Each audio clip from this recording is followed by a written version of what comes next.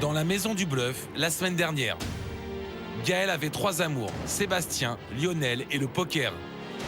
Aujourd'hui, elle n'en a plus qu'un, le poker. Sébastien et Lionel n'ont pas survécu à la table éliminatoire. Là, ça va être très dur. La table éliminatoire. Cathy en rêve et n'en peut plus de ne pas y jouer. Vexée et énervée, elle menace même de quitter l'aventure. J'ai envie de rentrer chez moi parce que je suis Non, égoïste. Cathy, non. Mais le directeur Alexis Lebsker intervient et en profite pour faire une petite mise au point. Je veux bien comprendre que cette aventure, elle est oppressante, mais à un moment, il faut arrêter de faire ton cinéma. Les internautes veulent profiter de la solitude de Gaëlle et la défient. Elle doit se rapprocher de celui qui l'énerve le plus, Rudy. Bah oui, un défi, je le grille à 100 km.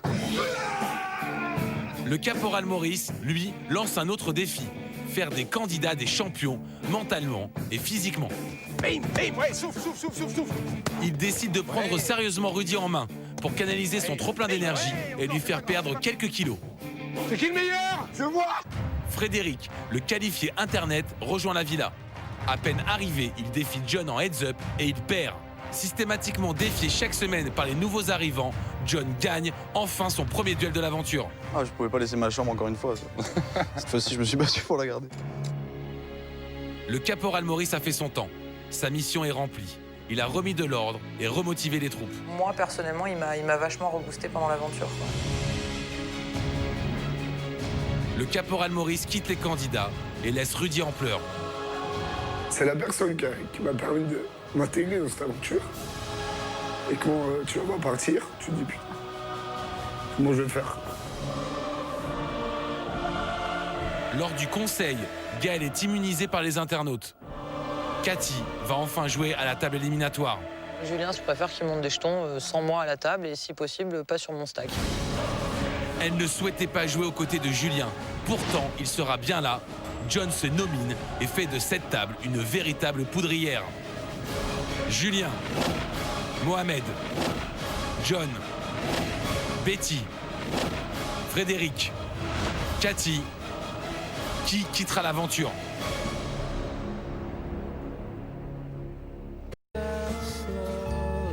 Pour Betty et Frédéric, l'heure du départ a sonné. Les deux sortants peuvent dire au revoir au contrat de 100 000 euros. T'inquiète.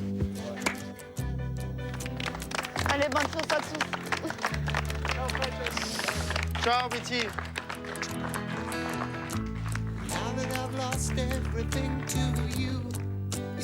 Malgré l'émotion des départs, les esprits sont tourmentés dans la maison du bluff. Après cette soirée riche en émotions, il est temps de faire le point sur les classements. Renversement de situation avec Julien qui dépasse les 63 000 jetons. Il devient le nouveau chip leader. Cathy fait son grand retour, elle se retrouve juste derrière Julien.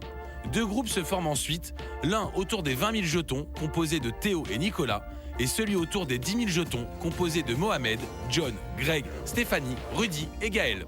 Et bien sûr, toujours short stack, Caroline. Aujourd'hui, Alexis Lebsker vient faire le point sur les derniers événements passés dans la maison du bluff. Les candidats, vous venez s'il vous plaît dans le salon. Vous pouvez prendre vos assiettes. Je croyais pas que j'allais oublier, Gaëlle. T'avais un défi. Le défi, c'était de devenir sa meilleure pote dans la maison. Voilà, se rapprocher de Rudy. Vous entendez bien. Tu m'adores.